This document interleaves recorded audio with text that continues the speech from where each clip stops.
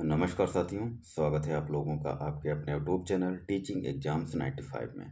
आशा करते हैं आप लोग स्वस्थ होंगे, मस्त होंगे और अपनी पढ़ाई को अच्छे से कंटिन्यू कर रहे होंगे। साथियों, आज हमने एक नई सीरीज को स्टार्ट किया है, chapter wise MCQ. Chapter wise जो हमारी क्लास होगी, एक चैप्टर को एक क्लास में ख़त्म किया जाएगा। तो एक चैप्टर से जितने भी साथियों क्वेश्चंस बनते हैं, उन सारे क्वेश्चंस को आपको एक ही जगह पे रिवीजन करने को मिल जाएगा। तो बहुत ही इम्पोर्टेंट क्लास होगी। ये श्रृंखला जो है हमारी तब तक चलेगी जब तक यूपीएसआई का एग्ज़ाम नहीं हो जाता है। यूपीएसआई और साथ में बहुत सारे एग्ज़ाम लगे हैं। इसके अलावा साथियों वर्ग थ्री का भी एग्ज़ाम आने वाला है और इसके अलावा बीपीएससी टीआरई 4 तो ये बहुत सारे एग्ज़ाम लगे हुए हैं और जिसमें साइंस जो है हर एक एग्ज़ाम में पूछी जाने वाली है। तो साथियों, चैप्टर वाइज रिवीजन के लिए चैनल को सब्सक्राइब कर लीजिए और किसी भी तरह का कोई सुझाव या कोई क्वेरी करनी है कमेंट बॉक्स में ज़रूर बता सकते हैं आप हमें। तो चलिए स्टार्ट करते हैं बिना किसी देरी के। आज का जो हमारा चैप्टर होने वाला है अनुवांशिकी, जेनेटिक्स। जितने भी क्वेश्चंस बनेंगे इस चैप्टर से सारे क्वेश्चंस को सॉल्व करेंगे हम लोग। और ये वीडियो आपके लिए इस वजह से भी इम्पोर्टेंट हो जाएगी, भले ही आपने पहले क्लास को पहले चैप्टर को पढ़ रखा है, लेकिन आप रिवीजन नहीं करते हैं तो आपके लिए पढ़ना बेकार है। तो रिवीजन करने के लिए भी साथ ही ज़रूर देखें। और चलिए स्टार्ट करते हैं। ऐसे ही वीडियो आपको हमारे चैनल पे मिलते रहेंगे। टॉपिक वाइज रिवीजन के लिए चैनल को सब्सक्राइब कर लीजिए। पहला क्वेश्चन देखते हैं, जेनेटिक्स। आनुवांशिकता के जनक कहे जाते हैं। ऑप्शन है हमारा लेमार्क, डार्विन, मेंडल, खुराना। तो आनुवांशिकता के जनक किसको कहा जाता है? मेंडल को कहा जाता है। ऑप्शन सी हमारा करेक्ट आंसर है। नेक्स्ट है, आनुवांशिकी इकाई है क्रोमोसोम, राइबोसोम, जीन, लाइसोसोम। तो आनुवांशिकी की इकाई क्या है साथियों? जीन को कहते हैं। नेक्स्ट क्वेश्चन जो है, आनुवांशिक यूनिट अर्थात जीन होते हैं केंद्रीय झिल्ली में, गुणसूत्रों में, लाइसोसोम में या फिर कोशिका कला में। तो किस में होते हैं साथियों? गुणसूत्रों में होते हैं जीन्स। नेक्स्ट क्वेश्चन की तरफ चलते हैं। जीन है यकृत का भाग है, आरएनए का भाग है या फिर क्रोमोसोम का एक भाग है या फिर डीएनए का भाग है। तो जीन साथियों किसका भाग है ये पूछा गया है, तो किसका है? डीएनए का होता है। अगला क्वेश्चन है, सर्वप्रथम प्रयोगशाला में जीन का संश्लेषण करने वाले वैज्ञानिक हैं मेंडल, डार्विन, वाटसन या फिर खुराना। तो इसका राइट आंसर साथियों ऑप्शन डी है हमारा, खुराना। नेक्स्ट है, एक जीन एक एंजाइम का सिद्धांत प्रतिपादित किया था। किसने किया था? वाटसन व क्रिक ने, हरविंद खुराना ने, बीडल व टैटम ने या फिर मॉर्गन ने। तो किसने किया था साथियों? बीडल व टैटम ने किया था, एक जीन एक एंजाइम। अगला क्वेश्चन देखते हैं।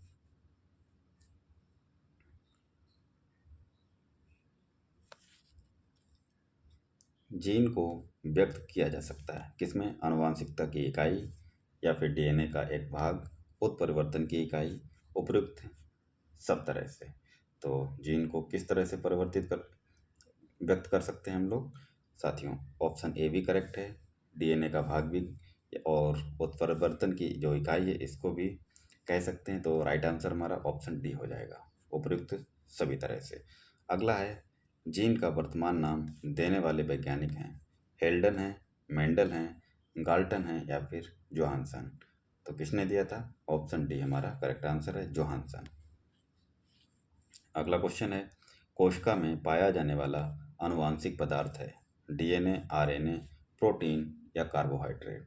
तो कोशिका में आनुवांशिक पदार्थ जो पाया जाता है कौन सा है? डीएनए। अगला क्वेश्चन है, प्रयोगशाला में सर्वप्रथम डीएनए का संश्लेषण किया था। किसने किया था?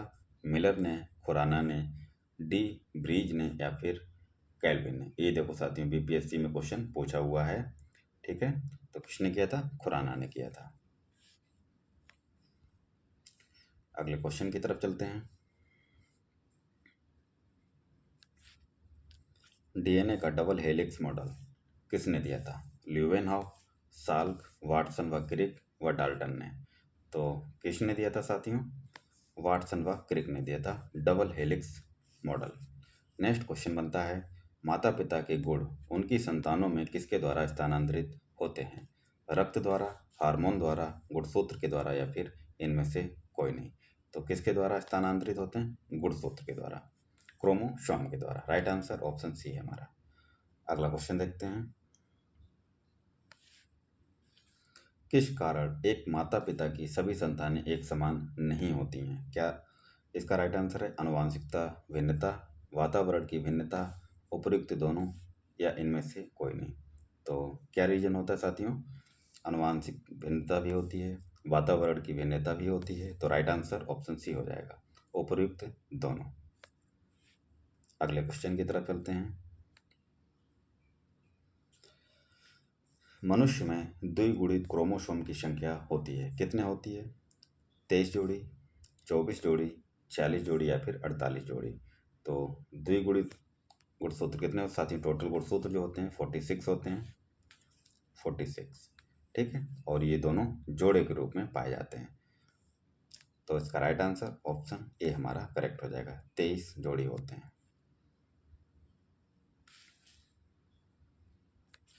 अगला क्वेश्चन है, पुरुष में पुरुषत्व के लिए कौन सा गुणसूत्रीय संयोजन उत्तरदायी है? XO, XXX, XX या फिर XY। तो कौन सा संयोजन उत्तरदायी होता है पुरुषत्व के लिए? मेल के लिए बात कर रहा है तो XY। नेक्स्ट क्वेश्चन है, एक सामान्य मानव शरीर कोशिका में गुणसूत्रों की संख्या कितनी होती है? कितनी होती है? 40, 44, 45 या 46। तो कितनी होती है साथियों? अभी बताया था 46। नेक्स्ट है, मनुष्य में नर का गुणसूत्र सम्मिश्रण होता है, XX होता है, XY या फिर XXY होता है या फिर XYY। तो इसका राइट आंसर साथियों XY होता है। अगला क्वेश्चन देखते हैं, नवजात शिशु के लिंग का निर्धारण किससे वंशागत हुए गुणसूत्र द्वारा किया जा सकता है? माता के द्वारा, पिता, माता की पिता, माता की माता या फिर पिता का पिता। तो राइट आंसर ऑप्शन बी हमारा करेक्ट है, पिता के द्वारा। अगला क्वेश्चन देखते हैं, एक सामान्य मानव शुक्राणु में ऑटोसोम की संख्या कितनी होती है? 20 जोड़ी, 21 जोड़ी, 22 जोड़ी या फिर 23 जोड़ी। तो ऑटोसोम की बात कर रहा है, तो कितनी जोड़ी होती है साथियों? 22 जोड़ी। चलते हैं नेक्स्ट क्वेश्चन की तरफ,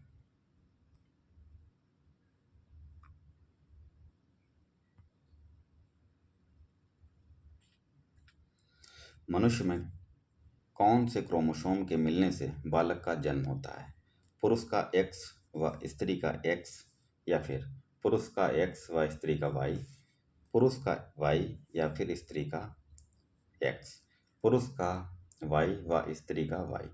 तो इसका राइट आंसर साथियों क्या हो जाएगा? कौन से क्रोमोसोम के मिलने से बालक का जन्म होता है? तो पुरुष का Y और स्त्री का X गुणसूत्र जब मिलते हैं, स्त्री का X और पुरुष का Y, तो लड़का पैदा होता है। ठीक है, लड़का। और जब XX मिलते हैं तो लड़की होती है। अगला क्वेश्चन देखते हैं, निम्नलिखित में से कौन एक लिंग संलग्न रोग है? कुष्ठ रोग, क्षय रोग, वर्णांधता। अगला है ल्यूकीमिया। ल्यूकीमिया, तो कुष्ठ रोग है, क्षय रोग है, वर्णांधता है और ल्यूकीमिया है। तो कौन सा लिंग संलग्न रोग है ये पूछा गया है। तो वर्णांधता जो है जेनेटिक बीमारी है। ठीक है, लिंग संलग्न। अगला क्वेश्चन है, लाल हरी वर्णांधता होने के कारण है, क्या कारण है? अधिक मदिरापान, X गुणसूत्रों की वंशागति, Y गुणसूत्रों की वंशागति या फिर विटामिन ई की कमी। तो इसका रीजन क्या होता है? ऑप्शन बी करेक्ट है, X गुणसूत्रों की वंशागति। अगला है, हीमोफीलिया में हीमोलेसिस होता है, रक्त का थक्का नहीं बनता है, RBC चिपक जाते हैं या फिर WBC जो कोशिका भच्ची हो जाती है। तो इसका क्या राइट आंसर हो जाएगा साथियों? रक्त का थक्का नहीं बनता है, यानी कि ब्लड क्लॉटिंग नहीं होती है। ब्लड क्लॉटिंग नहीं होती है, ठीक है। तो हीमोफीलिया जो है इसमें ब्लड क्लॉटिंग नहीं होती है, रक्त का थक्का बनना बंद हो जाता है। अगला क्वेश्चन देखते हैं। मनुष्य में लाल हरी वर्णांधता को जाना जाता है प्रोटोनोपिया के द्वारा रूप में। अगला है ड्यूटेरानोपिया के रूप में, उपयुक्त दोनों के रूप में, मार्फेन सिंड्रोम के रूप में। तो इसका राइट आंसर साथियों ऑप्शन सी है, उपयुक्त दोनों रूप में। अगला क्वेश्चन है, एक वर्णांध पुरुष का विवाह दूसरे वर्णांध पुरुष के सामान्य पुत्री से हुआ हो तो संतानों में क्या होगा? देखिए, वर्णांध पुरुष है और दूसरे वर्णांध पुरुष के सामान्य पुत्री, यानी कि पुरुष जो पुरुष है वर्णांध है और उसकी पुत्री से उसका विवाह हुआ हो तो संतानों में क्या होगा, ये पूछा गया है। तो देखिए ऑप्शन, पहला ऑप्शन है सभी पुत्रियां वर्णांध होंगी, या फिर दूसरा ऑप्शन है सभी पुत्र वर्णांध होंगे। अगला है आधे पुत्र वर्णांध होंगे, कोई भी पुत्री वर्णांध नहीं होगी। तो इसका राइट आंसर जो होगा ऑप्शन सी होगा, आधे पुत्र जो है वर्णांध हो जाएंगे। अगला क्वेश्चन है, एक वर्णांध पुरुष व सामान्य महिला की संतानों में पुत्रों की वर्णांध होने की संभावना है 50%, 33%, 25% या फिर 0%। तो क्या कह रहा है क्वेश्चन? एक वर्णांध पुरुष हो और सामान्य महिला की संतानें जो होंगी उसमें पुत्रों के वर्णांध होने की संभावना पूछी गई है, तो 0% चांस होता है। अगला क्वेश्चन है, शिशु का पितृत्व स्थापित करने के लिए निम्नलिखित में से किस एक तकनीकी का प्रयोग किया जाता है? प्रोटीन संश्लेषण का, गुणसूत्र गठन का, डीएनए फिंगर प्रिंटिंग का, या फिर डीएनए का मात्रात्मक विश्लेषण का। तो इसका राइट आंसर साथियों क्या हो जाएगा? DNA fingerprinting, option C is correct answer. Next चलते हैं, जीन शब्द किसने बनाया था? डी ब्रीज ने, डब्लू, अगला है डब्लू जॉनसन ने, या फिर जी मेंडल ने, या फिर टी एच मार्गन ने। तो किसने बनाया था, ये क्वेश्चन पूछा गया है। तो राइट आंसर साथियों क्या हो जाएगा? डब्लू एल जोहानसन ने। जीन शब्द किसने बनाया? जोहानसन ने, ऐसे करके याद रखें। अगला क्वेश्चन देखते हैं, वर्णांधता वाले व्यक्ति को लाल रंग दिखाई देगा, पीला, नीला, हरा या बैंगनी। तो क्या राइट आंसर हो जाएगा साथियों इसमें? ऑप्शन सी हमारा करेक्ट आंसर है, हरा। जो वर्णांधता हो जाता है तो लाल रंग कैसा दिखाई पड़ता है? हरा दिखाई पड़ता है। नेक्स्ट क्वेश्चन है, एक वर्णांध पुरुष व एक सामान्य महिला से विवाह करता है, वर्णांधता के लक्षण उत्पन्न होंगे उसके किसमें होंगे? पुत्रों में, पुत्रियों में, पुत्रों के पुत्रों में, या फिर पुत्रियों के पुत्रों में। तो इसका राइट आंसर साथियों क्या हो जाएगा? पुत्रियों के पुत्रों में वर्णांधता के लक्षण दिखाई पड़ेंगे। नेक्स्ट क्वेश्चन है, निम्नलिखित में से कौन सी व्याधि अनुवांशिक है? हीमोफीलिया, ट्यूबरकुलोसिस, कैंसर या फिर पेचिस। तो इसका राइट आंसर साथियों ऑप्शन ए हमारा करेक्ट है, हीमोफीलिया जो है करेक्ट आंसर हो जाएगा। अगला क्वेश्चन है, डीएनए अंगुली छाप तकनीकी का उपयोग किसके संसूचन के लिए किया जाता है? अल्जाइमर रोग, विवादित जनकता, या फिर एड्स, या फिर पीत ज्वर। तो इसका राइट आंसर साथियों ऑप्शन बी हो जाएगा करेक्ट, विवादित जनकता। अगला क्वेश्चन है, गुणसूत्र में होते हैं डीएनए और लिपिड होते हैं, आरएनए की एमिनो एसिड होती है, डीएनए और प्रोटीन होते हैं, या फिर आरएनए और शुगर होती है। तो गुणसूत्र में क्या क्या पाया जाता है साथियों? डीएनए और प्रोटीन, ऑप्शन सी हमारा करेक्ट आंसर है। अगला है, डीएनए अंगुली छाप का प्रयोग किसकी पहचान के लिए किया जाता है? माता पिता की, बलात्कारी, चोर, या फिर इनमें से सभी। तो किसकी पहचान के लिए करते हैं? ऑप्शन सी डी हमारा करेक्ट है, चोर की भी, बलात्कारी की भी और माता पिता की पहचान के लिए। ठीक है, डीएनए फिंगर प्रिंटिंग। अगला क्वेश्चन देखते हैं, जेनेटिक्स निम्नलिखित में से किसका अध्ययन है? मेंडल का नियम है, आनुवांशिकता और विचरण, डीएनए संरचना, जैव विकास। तो करेक्ट आंसर साथियों ऑप्शन बी हमारा करेक्ट आंसर है। जेनेटिक्स आनुवांशिकता और विचरण का अध्ययन है। अगला क्वेश्चन जो पूछा जाता है, लैंगिक जनन से आनुवांशिक विचरण कैसे होता है? जीन के सम्मिश्रण से, क्रोमोसोम में बदलाव से, जीन के सम्मिश्रण से, उपयुक्त सभी। तो इसका करेक्ट आंसर साथियों ऑप्शन डी हमारा करेक्ट है, उपयुक्त सभी।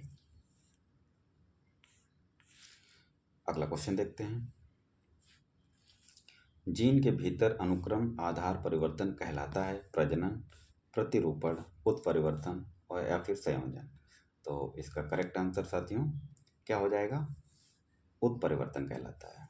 अगला है टर्नर लक्षण वाले क्रोमोसोम का विवरण क्या है? तो इसका right answer 44A plus XO या फिर 44A प्लस XX यानी कि XX। अगला ऑप्शन है 44A प्लस डबल X और Y या फिर 44A XYY।